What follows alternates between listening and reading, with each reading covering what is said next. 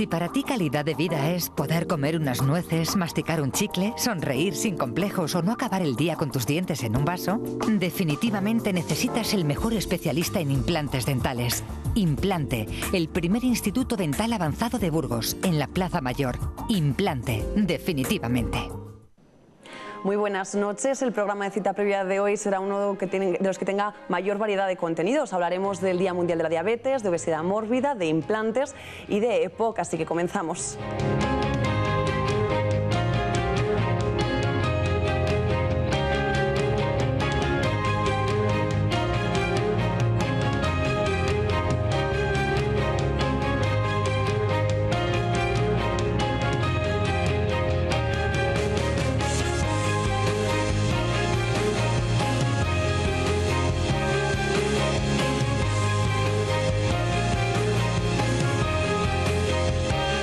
La bienvenida al actual jefe de sección de cirugía del Hospital Universitario de Burgos, Salvador Rodríguez. Muy buenas noches. Buenas noches. En casa de encantados, un placer tenerte aquí en el plato de Cita Muchas Previa. Gracias, igualmente. Salvador, hoy te invitamos para hablar de un tema que últimamente ha estado mucho en todos los medios, que es obesidad mórbida. Una cirugía que comenzó a realizarse aquí en Burgos, en el Hospital General Yagüe, en 1997. No sé si nos puedes hablar de cómo fueron esos comienzos. En efecto. Bueno, pues en el 97 llegamos a la conclusión de que había que intentar ayudar a este tipo de pacientes como solución definitiva de su obesidad, ya que el tratamiento quirúrgico es la última fase, pero realmente la única resolutiva de por vida a ese tipo de pacientes que han intentado regímenes de alimentación, que han asistido a consultas de dietistas, de endocrinólogos e incluso de psiquiatras, porque para fortalecer la voluntad, para aprender de nuevo a comer, pero claro, los hábitos de una forma mantenida pues nos han llevado a esta circunstancia. Entonces, al darnos cuenta que la sociedad tenía un problema prevalente tan sumamente importante, con tanta incidencia, incluso económica, había que darle salida. Entonces, en el año 97 empezamos a operar de la cirugía de la obesidad por vía abierta. Salvador, ¿cuál es el índice que manejáis para diagnosticar a una persona que sufre obesidad mórbida? Bueno, pues para que nos entendamos todas las personas que están viendo el programa, yo diría que es cuando el IMC sobrepasa los 25. Claro, esto de IMC, ¿qué es eso? La gente no lo va a entender. Bueno, pues para entendernos sería una persona que supere en 40 a 45 kilos su peso teórico ideal. Es decir, una persona de unos 65, de 30 años, 70 kilos de peso, si pesa 110 ya no se considera gordito, es obeso mórbido. Si además esta obesidad, con un índice de 25, que sería en la solución que sale de dividir el peso de este paciente dividido por la altura en metros al cuadrado, ahí da por encima de 20, de 25, 30, 35, entonces estamos hablando de un índice de obesidad mórbida. Cualquier índice que supere los 25, 28, 30, estamos hablando de obesidad. Puede haber personas con un índice de 26, pero que sea hipertenso, que sea diabético, que tenga problemas pulmonares. En ese caso, ¿estaría indicada la cirugía? Sí. Ajá. Salvador, hablamos que en 1997 comenzasteis con cirugía abierta, pero desde 2005 cambiasteis de técnica con cirugía laparoscópica. ¿Qué beneficios trae al paciente y un poco en qué consiste? Bueno, pues en enero de 2005 vimos que era una técnica factible porque se estaba haciendo en otros hospitales, no de nuestro entorno, pero sí dentro de España y por supuesto en el extranjero. Entonces nos decidimos dar el gran salto y intentar hacer esta técnica que hacíamos en abierto hasta entonces, hacerlo por laparoscopia. Con lo cual el enfermo no tendría grandes incisiones, disminuiría el dolor, se pondría de pie incluso el mismo día de la intervención y desde luego cambiaría. Es últimamente lo que se llama fast track, es decir, que cuanto menos sensación de enfermedad tenga el paciente y menos atado esté a sondas, a drenajes, a sueros, mucho mejoras. Entonces en 2005 creímos en este proyecto y desde luego esta es la parte visible que estáis viendo hoy, que es el cirujano, pero el cirujano no es nada, el cirujano es el último hombre que llega al quirófano y hace lo que hay que hacer, pero detrás mío hay todo un equipo multidisciplinar, como son anestesistas, como son endocrinólogos, como son neumólogos, cardiólogos, intensivistas, quiero decirte, un verdadero cortejo de especialistas, todos dispuestos a estar alrededor del enfermo porque le puede hacer falta, ya lo creo que le hace falta, ya que es una cirugía muy compleja, muy complicada, su curva de aprendizaje no es fácil, se sufre mucho. En este proyecto creímos varias personas del servicio, pero no puedo por menos que nombrar, así como nombro globalmente al servicio, al doctor Sánchez Manuel, Javier y a María de la Plaza, que desde luego sin su apoyo esto no hubiera salido adelante. Salvador, se trata de una técnica en la que no solo reducís el estómago, sino que también desviáis el alimento al intestino. En efecto. ¿Por qué se realiza esa desviación? Mira, hay dos formas de tratar la cirugía, o sea, dos formas de tratar la obesidad mórbida en quirófano. Una, disminuyendo el estómago solo, es decir, hacer un estómago pequeño, para que nos entendamos, que es lo que ahora últimamente se está haciendo, pero hay que esperar la evolución y sobre todo ver esta técnica, los resultados a largo plazo. Largo plazo en medicina como mínimo son 5 años, que se llama sleeve, que es hacer una manga gástrica. Es decir, el estómago es como una bota, entonces simplemente es dejar un estómago que sería aproximadamente como el dedo gordo. Esa es la cavidad del estómago, de modo que un estómago que tiene aproximadamente 1,5 litros sería dejarle como un tubito, no más allá de 30 centímetros. De modo que el paciente con esa técnica, con un vaso de los de vino para entendernos, habría comido. Y además, teniendo esas dificultades de paso, tampoco se le puede decir al enfermo, mire usted, le vamos a hacer una manga gástrica, va a comer de todo. Mentira. Entonces nosotros optamos por una técnica que se llama derivación biliopancreática, que consiste en seccionar 3/4 partes del estómago, es decir, de esa bota, dejar la parte de entrada y un poquito de ese inicio de esa bota, y como has dicho antes, manejar al intestino, de modo que los 5 metros más o menos de intestino delgado que tenemos no sirvan para absorber, sino que 2,7 metros, se sube al estómago mediante lo que se llama bypass. De modo que la verdadera digestión se haría cuando ese alimento que pasa por el esófago, ese trocito de estómago y esos 2,70 de intestino delgado se junta con el asa biliopancreática que llamamos, que es la otra parte del intestino que trae la bilis y el jugo pancreático. De modo que la verdadera digestión se haría en esos 70 centímetros. Con lo cual, el paciente no es como la manga gástrica, va a comer a los 6 meses de todo, igual que usted y yo si nos vamos a comer por ahí, comería lo mismo, por supuesto, con las limitaciones propias de una persona que sabe que ha llegado a ese extremo por unos malos hábitos, es decir, esto no está para que el paciente luego coma lo que quiera. El paciente se somete a ese riesgo, pero tiene que reaprender un poquito a comer. ¿Se reducen con esa técnica los efectos secundarios, Salvador? Tiene efectos secundarios como todo en medicina. Quiero decirte, cualquier prospecto de cualquier medicamento, una aspirina o un analgésico convencional, si lees los prospectos, efectivamente tiene efectos secundarios o efectos adversos. Esta cirugía evidentemente la tiene. Es decir, el enfermo se le trastoca de una manera tremenda su tubo digestivo, es evidente. De modo que el enfermo que se va a someter a esta cirugía tiene que saber que tiene que comprometerse a hacer un posoperatorio a largo plazo, cuidado, seguir muy de cerca a los consejos del endocrinólogo y de por vida generalmente tiene que tomar vitaminas, en el 80% de los casos hierro, porque es una técnica que produce anemia crónica, de la que efectivamente nos podemos defender con hierro oral y en algunos casos excepcionales metiéndole hierro intravenoso cada varios meses, pero tiene que tomar desde luego aporte vitamínico y el hierro. Salvador, ¿y cuándo comienza a producirse esa pérdida de peso y durante cuánto tiempo se prolonga en el tiempo? Pues la pérdida de peso se ve ya en los primeros 15 días de la cirugía. Y se prolonga en el tiempo durante 1 año y medio o 2 años, que es la fase de estabilización.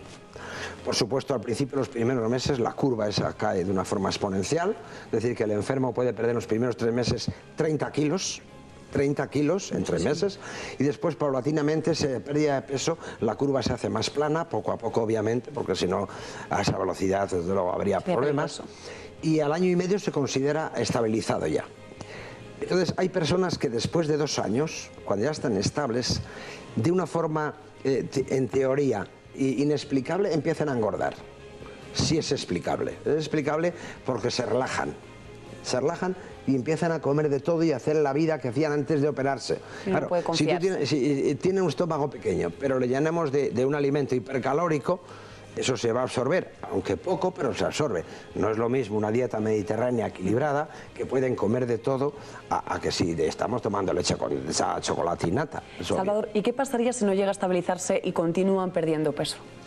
Bueno, si se continúa perdiendo peso y el enfermo está bien cuidado y lleva un régimen que realmente te das cuenta que el enfermo está haciendo todo de su parte, hay que ver si hay un fallo técnico.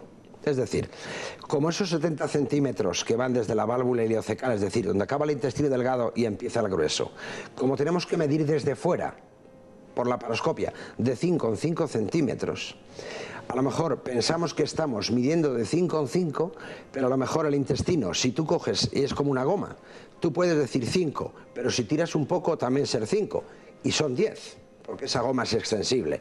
Entonces, si sigue perdiendo esa persona y el régimen es, como nosotros le decimos, si los endocrinólogos le están diciendo, habría que ir a revisar la técnica quirúrgica, porque a lo mejor está pasando algo que pasa inadvertido en el propio quirófano, sin que necesariamente sea un fallo técnico, pero que se ha hecho algo o que el enfermo por alguna razón está mal absorbiendo excesivamente y por lo tanto pierde. Salvador, nos quedamos sin tiempo, pero sí me gustaría antes de finalizar que me diga por dónde pasa el futuro de la cirugía en materia de obesidad mórbida y si el Hospital Universitario de Burgos trata, además de pacientes de Burgos, de otras ciudades. Pues sí, mira, el futuro está en lo que estamos, pero un paso más avanzado. Es decir, la laparoscopia significó lo que significó para el labrador en el campo, arar con bueyes, arar con tractores.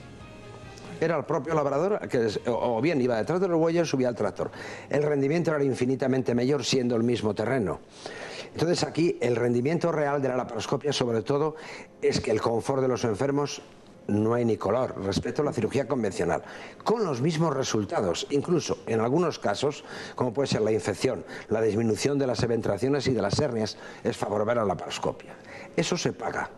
Eso tiene un coste de la coronaria del cirujano, de la curva de aprendizaje y desde luego del riesgo a lanzarte a una cirugía que tú no puedes defenderte ante una hemorragia igual que en abierto. Tú tienes abierto un abdomen, entonces se produce una hemorragia, en el momento metes una compresa y tapas.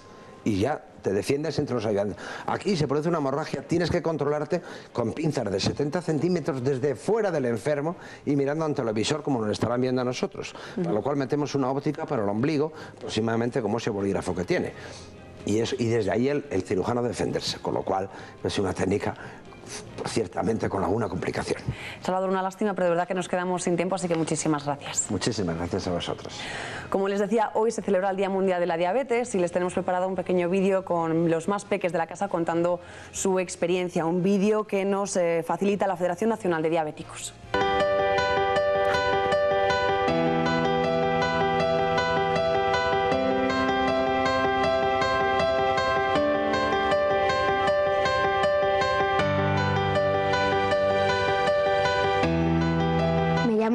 Tengo 12 años y soy diabético desde los 4. No me funciona el páncreas, lo que tengo que hacer es pincharme la insulina. Si no, nunca voy a poder ir sola.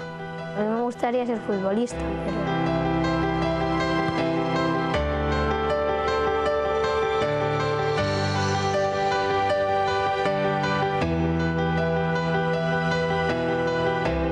Puedes hacer las mismas actividades que otros niños. Pero yo tengo diabetes, que es lo único diferente. Se puede vivir con la diabetes. Soy una chica normal. Como si tuvieras un resfriado, pero que no se cura.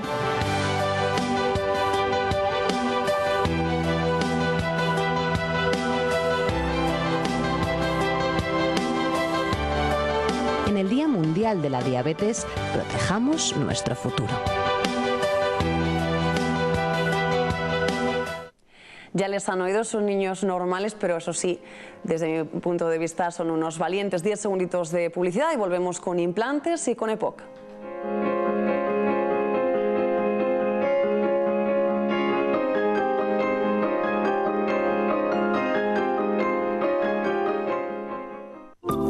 Si para ti calidad de vida es poder comer unas nueces, masticar un chicle, sonreír sin complejos o no acabar el día con tus dientes en un vaso, definitivamente necesitas el mejor especialista en implantes dentales. Implante, el primer instituto dental avanzado de Burgos, en la Plaza Mayor. Implante, definitivamente.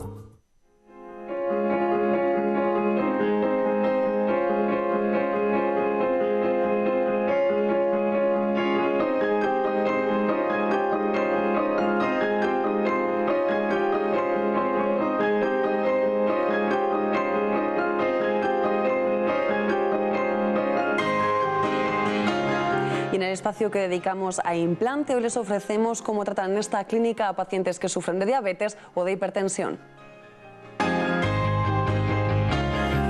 Aunque no implique un alto riesgo para el paciente, la colocación de implantes supone una intervención quirúrgica y según el estado de salud del paciente hay que tomar ciertas precauciones. Quienes padecen patologías asociadas han de tomar conciencia de su situación y dirigirse a una consulta especializada. Implante implica una consulta dental hospitalaria, es decir, somos una clínica especializada en patologías complejas. Hay pacientes con diabetes, pacientes con alteraciones cardiológicas, etcétera.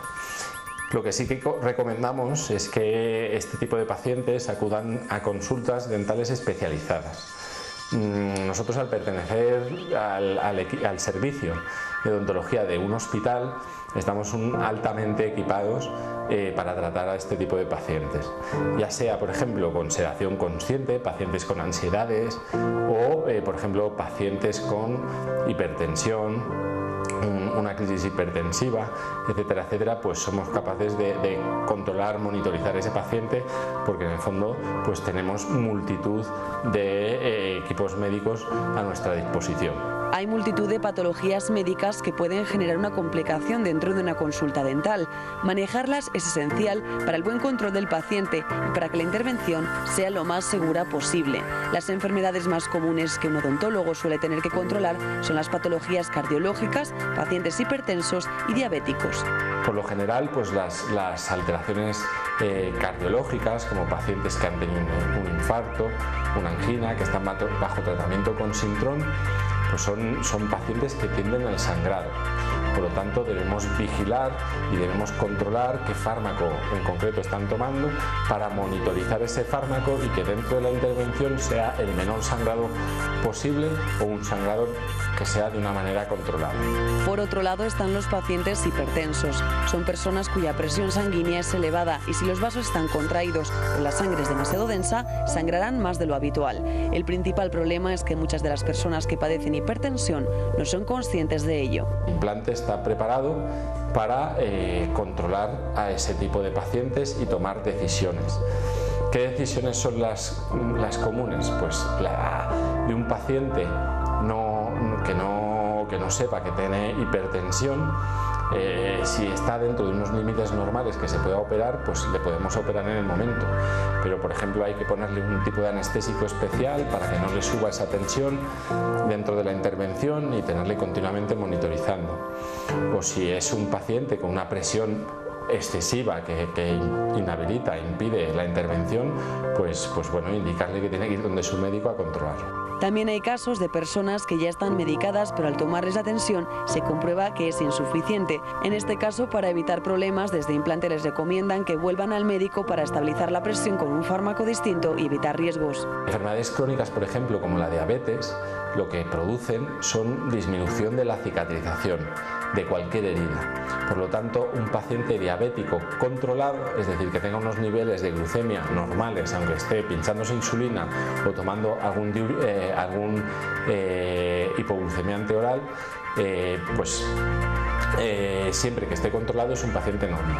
El principal problema que hay es que si esa diabetes o no se sabe o no está controlada. En esos casos son pacientes que no debemos tratar porque van a ser pacientes que van a tener un problema en la cicatrización sobre los implantes que le hagamos. Entonces pueden ser pacientes que tengan una cierta tendencia a perder los implantes o a tener una infección. Quienes también pueden presentar problemas de exceso de sangrado durante la cirugía son aquellas personas con alteraciones autoinmunes. Las células blancas son capaces de lesionar o de generar alguna alteración a algún órgano de nuestro cuerpo. Entonces son pacientes que llevan inmunosupresores, que lo que hacen es disminuir la capacidad de actuación de las células blancas y evitan que esas células blancas lesionen esos órganos en concreto. El principal problema que tienen es que al tomar inmunosupresores tienen más tendencia a la infección. Entonces, en muchos casos pues hay que prepararlos con su médico internista o con su nefrólogo y tomar decisiones en conjunto, ¿no? Gracias a que Implante colabora pues dentro de un servicio hospitalario, pues nos permite tener esa posibilidad al alcance de la mano. Desde Implante cuentan con la tecnología necesaria para monitorizar a los pacientes y además son fieles a su filosofía de utilizar una cirugía mínimamente invasiva, de manera que se cause la menor inflamación posible y se consiga un mejor periodo posoperatorio.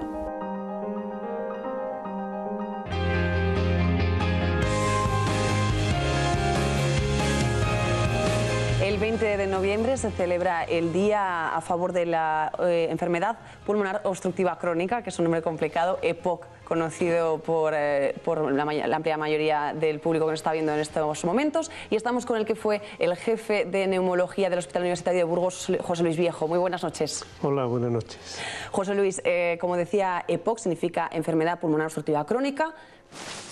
Pero para que nos entiendan mejor desde casa, ¿qué significa exactamente esas siglas o ese nombre? Bueno, eso es un acrónimo que se empieza a conocer, EPOC, y lo que hace es hablar de una enfermedad pulmonar crónica que tiene una característica fundamental, que es obstructiva. Eso indica que hay dificultad para el paso del aire por los bronquios y por los pulmones. Yo me alegro de hablar de esto. Tenemos próximamente el Día de la EPOC, el Día Internacional de la EPOC, pero me alegro porque es una enfermedad muy extendida y, sin embargo, poco conocida. El último estudio que hicimos sobre prevalencia de la EPOC, en el cual Burgos participó dentro de todo el país, llegamos a detectar que un 10% de la población entre 40 y 80 años tienen enfermedad pulmonar obstructiva crónica. Es mucho, un 10%. Pero lo que más nos llamó la atención es que el 70% de aquellas personas que diagnosticamos no sabían que tenían la enfermedad. Eso es un estudio que se ha publicado en revistas internacionales y ha llamado mucho la atención. Se han usado datos muy similares, se han obtenido datos muy similares a los de otros países donde se demuestra que es una enfermedad que solo se diagnostica al final, y eso es un error. Tenemos que diagnosticar, más peligroso es, además, eso, tenemos que diagnosticar antes para poner antes las medidas necesarias. José, por lo que tengo entendido, es la cuarta causa de muerte en el mundo, y en España la incidencia, como decías, en adultos es del 10%. ¿Pero cuántos casos hay en la provincia de Burgos? Pues en la provincia de Burgos habrá unos 14-15.000 casos de estos enfermos. Pero llama la atención efectivamente que muchos lo desconocen. Al principio la enfermedad empieza de una forma muy insidiosa, con síntomas pequeños, con algo de tos, con fatiga, algo de expectoración. Muchos de estos enfermos lo achacan al tabaco. Ya podemos decir que el tabaco es la primera causa de EPOC. Y no le dan importancia, y la enfermedad es progresiva y muchas veces van al médico cuando ya están en una fase avanzada de la enfermedad. ¿Pero se puede tener EPOC sin haber sido fumador? Sí, hay un escaso 8-10% de pacientes que no son fumadores. Hay otros factores de contaminación, el principal es la combustión de leña en habitaciones cerradas, cocinas, gente que ha cocinado durante años en esa situación, y algunas contaminaciones laborales. Pero me interesa mucho decir que más del 90% es por tabaco, porque claro, es una enfermedad hoy en día evitable. ¿Se sabe qué porcentaje de fumadores acaba teniendo EPOC? Bueno, afortunadamente no es tan amplio, ¿no? Todos los fumadores hacen EPOC, afortunadamente. No tendríamos hospitales suficientes.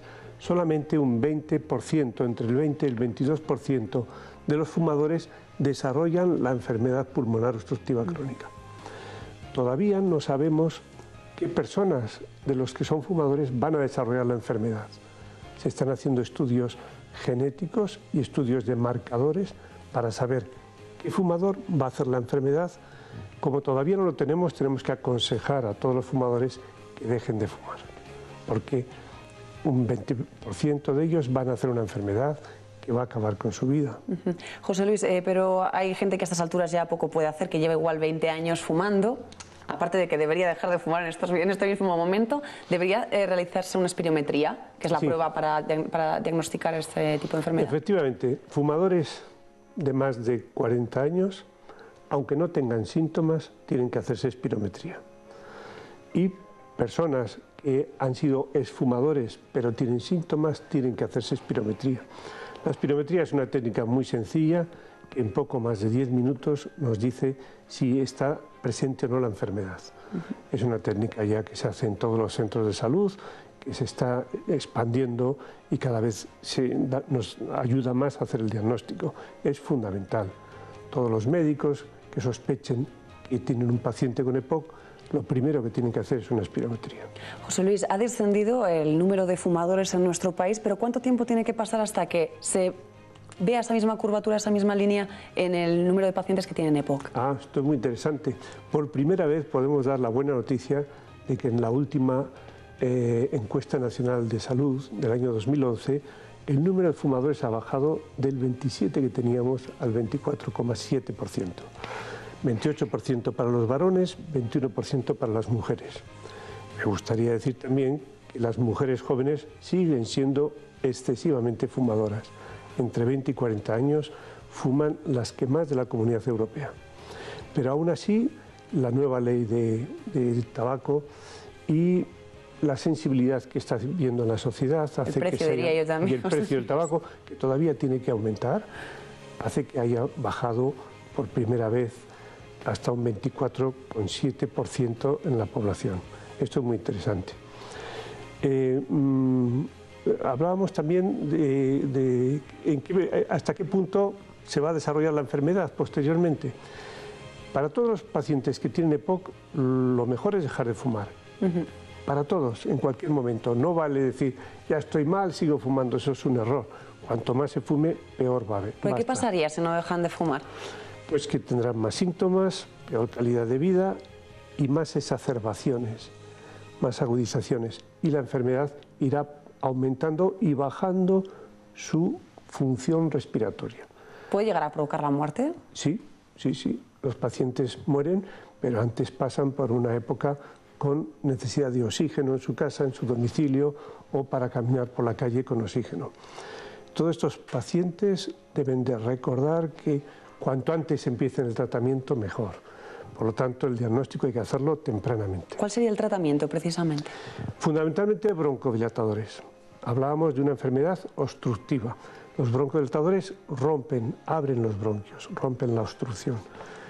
No siempre se consigue una mejoría espectacular, pero hoy en día hay broncodilatadores muy potentes que asociados consiguen una mejoría en síntomas, en calidad de vida, disminuyen exacerbaciones. Y algunos grupos de pacientes necesitan antiinflamatorios, unos corticoides o un nuevo antiinflamatorio que se llama Roflumilast, que también nos ayuda para un grupo de pacientes. Habría que ir probando, me imagino, en función de cómo va respondiendo el paciente, ¿no? Eso es, eso es. Hoy en día la EPOC está muy estructurada, hay muchos grados, ya es cuestión técnica de decir el paciente está en esta situación, en este nivel, le corresponde este tratamiento. José Luis, por último, este tipo de pacientes tiene que tener especial cuidado con las gripes, los catarros, sobre todo ahora que llega el invierno y vivimos en una ciudad que, bueno, todos sabemos cuál es su climatología, ¿verdad? Sí, ese es un problema importante. Las recomendaciones que hemos hecho es que estos pacientes tienen que estar vacunados de gripe anualmente y vacunados de neumococo.